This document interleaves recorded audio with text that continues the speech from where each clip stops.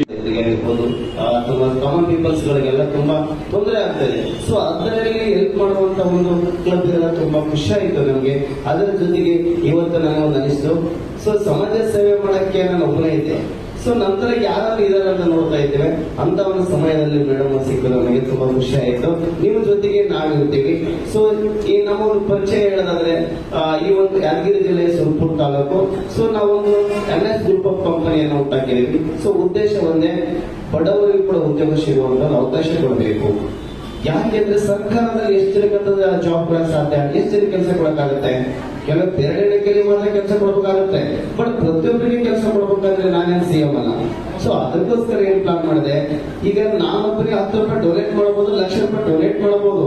But ಆ ಲಕ್ಷ ರೂಪಾಯಿಯಿಂದ ಕೆಲವು ಜನರು ಮಾತ್ರ ಹೊಟ್ಟೆ ತುಂಬುತ್ತೆ. ಆದ್ರೆ ಇಡೀ ಭಾರತದಲ್ಲಿ ಎಷ್ಟೊಂದು ಜನ ಇರಲ್ಲ. ಸೊ ಹೇಗೆ ಮಾಡುವಂತ ಒಂದು ಪ್ಲಾನ್ ಇದೆ. ಸೊ ನಾವು ಬಿಸ್ನೆಸ್ ಮಾಡಿದ್ರೆ ಹೇಗಿರುತ್ತೆ, ನಾನೊಬ್ಬರೇ ಕೆಲಸ ಮಾಡಿ ಡೊನೇಟ್ ಮಾಡಿದ್ರೆ ಒಬ್ಬರಿಬ್ಬರಿಗೆ ಹೆಲ್ಪ್ ಆಗ್ಬೋದು. ಅದೇ ನಾವು ಬಿಸ್ನೆಸ್ ಮಾಡಿ ಬಿಸ್ನೆಸ್ ಮೂಲಕ ಸಾವಿರಾರು ಜನಕ್ಕೆ ಕೆಲಸ ಕೊಟ್ಟರೆ ಸುಮಾರು ಜನಕ್ಕೆ ಹೆಲ್ಪ್ ಆಗುತ್ತೆ ಉದ್ದೇಶ ಇಟ್ಕೊಂಡು ಇವತ್ತು 15,000 ಜನ ಕೆಲಸ ಮಾಡಿದ್ದಾರೆ. ಜಸ್ಟ್ 1 ವರ್ಷದಲ್ಲಿ NS ಗ್ರೂಪ್ ಆಫ್ ಕಂಪನಿಯಲ್ಲಿ 15,000 ಜನ ಅವರ ಲೈಫ್ ಲೀಡ್ ಮಾಡ್ತಾ ಇದ್ದಾರೆ.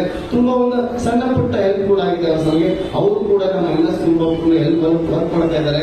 ಎಂತವ್ರು ಕೂಡ ಆಲ್ ಓವರ್ ಇಂಡಿಯಾದಲ್ಲಿ ಎಲ್ಲಾ ಕಡೆ ಹೆಲ್ಪ್ ಆಗಿ ಎಲ್ಲಾ ಕಡೆ ಅವ್ರು ಜಾಬ್ ಮಾಡಿ ಅಂತ ಒಂದು ಉದ್ದೇಶ ಇಟ್ಕೊಂಡು ಒಂದು